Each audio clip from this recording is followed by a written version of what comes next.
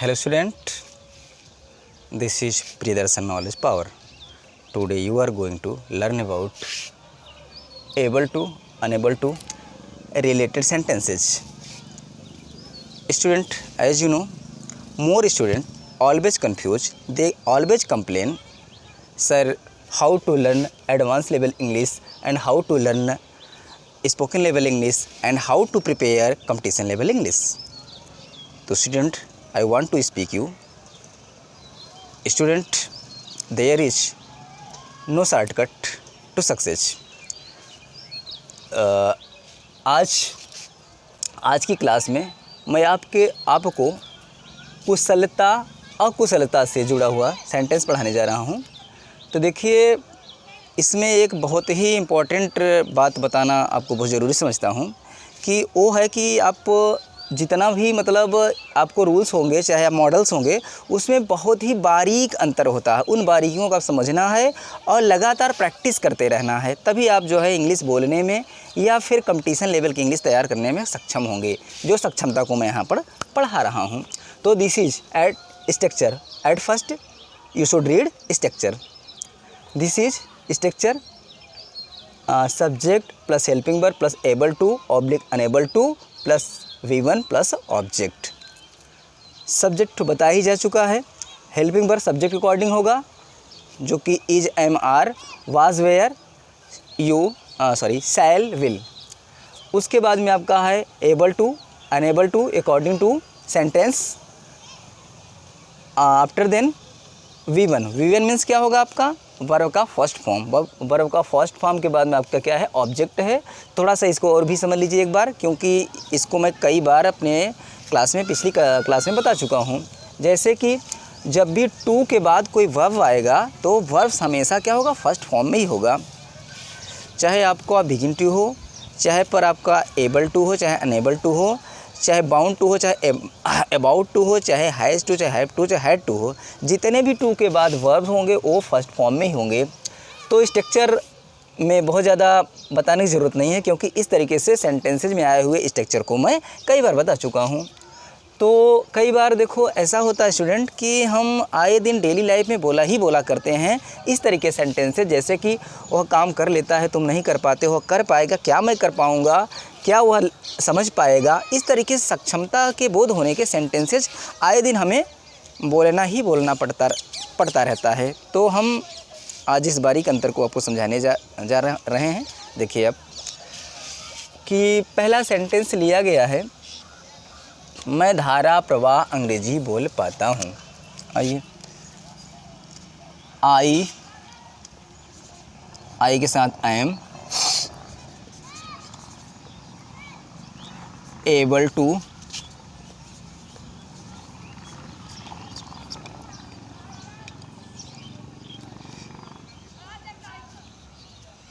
Speak, I am able to speak English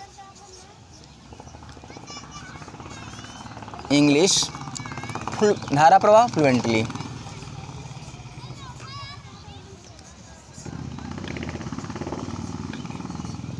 next क्या दिया गया है, आप इसको समझिए। वह तेज़ी से कार चला पाती है। यहाँ पर पाना था, यहाँ पर लेना, और कार चला पाती नहीं बल्कि लेती है। बात एक ही है, चाहे वह तेज़ी से कार चला पाती है, चाहे कार तेज़ी से चला लेती है, बात एक ही है, केवल कहने का अलग अलग ढंग है, लेकिन जो थीम है एक ही है, मतलब कार चलाने में वो सक्षम है। बस बात यही है। तो आप आइए उसके लिखिए, she is able to drive. She is able, वो कार चलाने में सक्षम है, लेकिन कैसे चलेंगे? ड्राइव द कार तेज़ी, फास्टली, वेरी फास्ट, तेज, बहुत तेज़ी तो नहीं है, तेज़ी है, तेज, तो यहाँ लिखेंगे फास्टली। वह तेज़ी के लिए क्या लिखेंगे? तेज़ी से, फास्टली। तेज होता तो आप फास्ट लिखते। चलिए नेक्स्ट, तुम हॉकी खेल नहीं पाते, निगेटिव हो गया। तो निगेटिव के लिए क्या हो, जब निगेटिव में आएगा आपकी सक्षमता से जुड़ा सेंटेंस तो अनेबल टू का प्रयोग करेंगे। लेकिन इसके लिए एक और भी तरीका है, अगर आप अनेबल टू नहीं लिखना चाहते हैं तो क्या लिखेंगे, एबल टू लिखने के बाद में नहीं, उसके एबल के पहले आप क्या लिख देंगे, नॉट।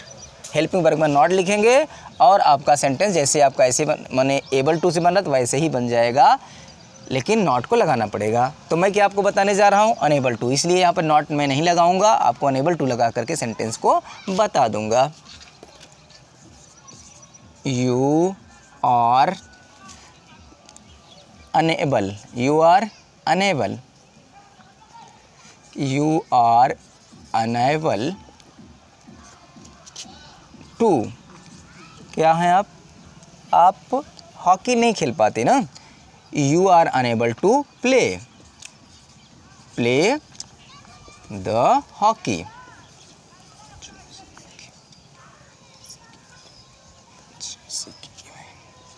ठीक, आइए नेक्स्ट। यहाँ पर चौथा दिया गया है। अब यहाँ पर देखो नेगेटिव था, यहाँ इंट्रोगेटिव, क्वेश्चन मार्क से स्टार्ट होगा आपका। क्या वह चल नहीं पाती, मतलब ऐसा है कि कभी कभी व्यक्ति बीमार हो जाता है तो बेड पर ही पड़ा रहता है, वो चल नहीं पाता है। तो ऐसे भी सेंटेंसेस बोलने को आए दिन आपको आते रहते हैं, तो यही है।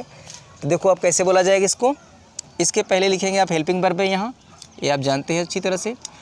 इज़ चल पाता, यहाँ पर जेंडर डिफाइन है, मैं यहाँ पर मेल है, ठीक है। तो यहाँ पर लिखेंगे ही,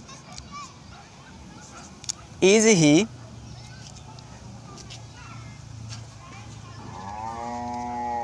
enable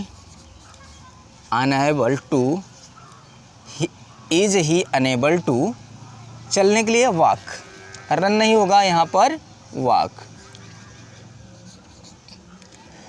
is he unable to walk, क्या वह चलने में अक्षम में है, मतलब या चल नहीं पाता, क्या वह चल नहीं पाता, चाहे जिस तरीके से आएगा, लेकिन भाव यही हो कि वह कुशल है, मतलब वह कार्य करने में कुशल है या नहीं है। अगर नहीं है तो आप अनेबल टू। तो इन दिस वे नेक्स्ट में क्या दिया गया है, पहले वह, माने पिछले दिनों, पहले वह धारा प्रवाह अंग्रेजी बोल पाती थी। यहाँ पर जेंडर भी डिफाइन हो गया है और लेकिन टेंस भी, टेंस में क्या हो गया है, टेंस पास्ट में हो गया है। तो यहाँ पर वाज का प्रयोग हुआ, लेकिन किसके बाद में, हेल्पिंग वर्ब का, सॉरी सब्जेक्ट के बाद में। सब्जेक्ट क्या है आपका, she was able to, she was able to, बोलना,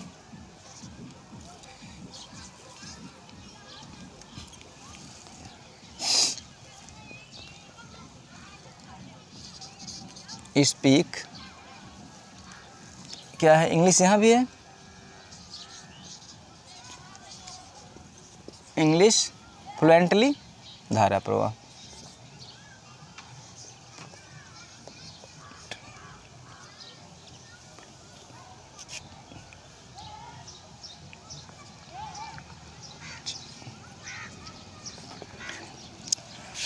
अगला है आपका she was able to speak, वह इंग्लिश बोलने में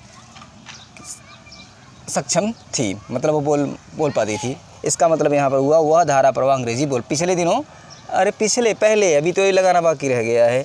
अब पहले को आप चाहे बाद में भी लगा सकते हैं और चाहे पहले, तो यहाँ पर मैं बाद में लगा देता हूँ, इसको भूल गया, सॉरी उसके लिए।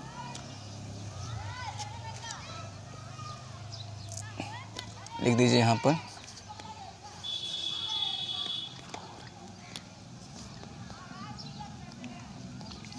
बिफोर।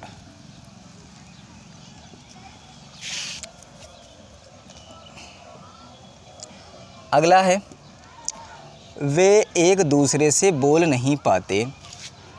कभी कभी स्टूडेंट ऐसा हो जाता है कि हम आपस में हमारी बात नहीं हो पाती, तो बात न होने की भी अक्षमता और सक्षमता की बात आती है, तो वहाँ पर भी ये रूल अप्लाई होता है। तो आप देखिए कैसे वहाँ पर बोला जाएगा, किस तरीके से ये रूल को अप्लाई किया जाएगा। वे एक दूसरे से, तो यहाँ पर दे और ये क्या है, वेयर, वेयर, ठीक, क्या कर पाते हैं, नहीं, तो यहाँ पर enable,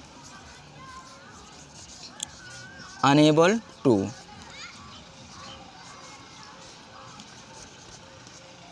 they were unable to speak, वे बोल नहीं पाते, वे बोलते नहीं हैं, कहाँ, आपस में, ईच अदर, ईच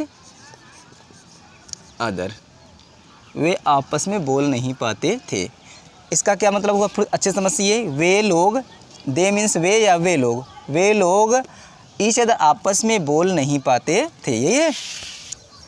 आइए नेक्स्ट, यहाँ पर क्या सेंटेंस बदल गया है, सेंटेंस बदल गया, क्या हो गया है, इंट्रोगेटिव, इंट्रोगेटिव में क्या हो जाएगा, हेल्पिंग वर्ब को पहले ला दीजिए। वह चाय बना लेती है, जेंडर डिफाइन हो गया है, वास शी, चाय बना लेती, सी बना लेती थी, एबल टू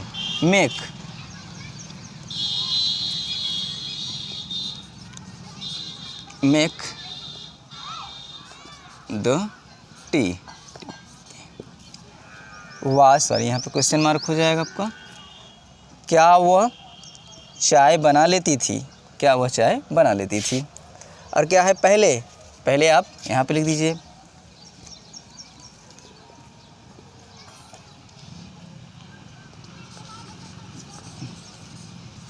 बिफोर। नेक्स्ट, यहाँ भी क्वेश्चन मार्क आया है, तो आप लोग मुझे समझ नहीं पाए,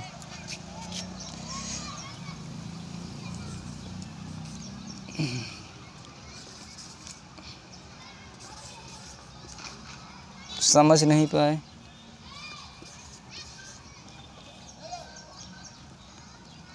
अनएबल हो, समझ नहीं पाए,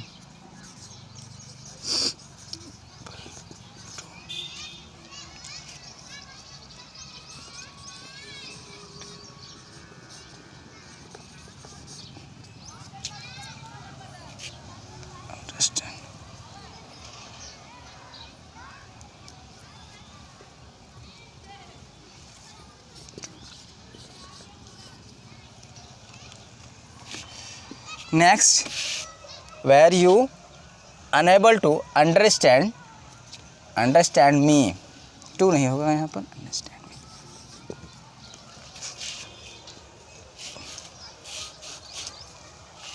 मी। नेक्स्ट, मोहन समय से पहले स्कूल पहुँच पाएगा, सेंटेंस बदल गया, फ्यूचर में हो गया, तो आप मोहन पहले सब्जेक्ट, मोहन शैल, सॉरी यहाँ पर सब्जेक्ट सिंगुलर में है, तो यहाँ पर will, Mohan will, Mohan school समय पर पहुँचा, able to,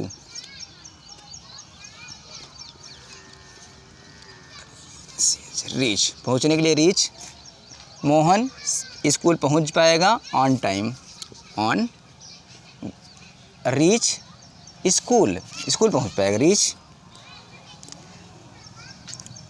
Mohan will able to reach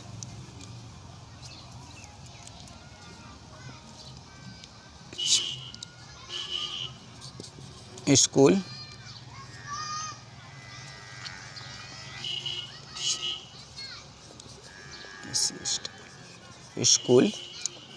on time. Next, कुछ दिनों के बाद आप अंग्रेज़ी बोल पाएंगे, तो ऐसा सही बात है स्टूडेंट, ऐसे ही आप प्रैक्टिस करेंगे तो आप इंग्लिश बोलने में सक्षम हो जाएंगे। देखिए कैसे बनेगा ये, कुछ दिनों के बाद, आफ्टर सम डेज, क्या होंगे आप लोग, मतलब यू शैल, यू के साथ शैल लगता है, you know, I think, you shall able to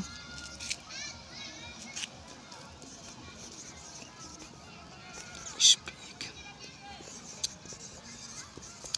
English, you shall able to speak English after some days। After some days, after some days. Next क्या दिया गया है, क्या कल मैं उसको पढ़ा पाऊंगा।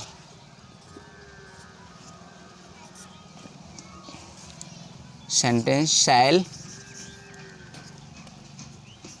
आई एबल टू टीच कल, क्या कल मैं उसको पढ़ा पाऊंगा। यहाँ पर जेंडर डिफाइन नहीं है, यहाँ पर आप हिम भी लिख सकते हैं और हर भी, क्योंकि जेंडर डिफाइन नहीं है तो मैं यहाँ पर लिखता हूँ him. Shall I able to teach him tomorrow.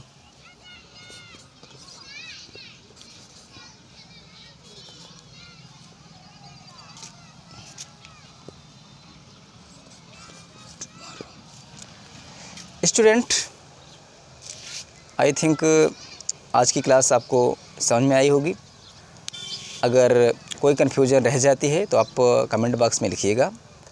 तो चल जाते जाते ये कहना चाहूँगा, यदि आप चैनल पर पहली बार आए हो तो चैनल को सब्सक्राइब कर लीजिएगा, ताकि जब भी कोई वीडियो उस पर डाला जाए तो आपको नोटिफिकेशन पहले पहुँचे।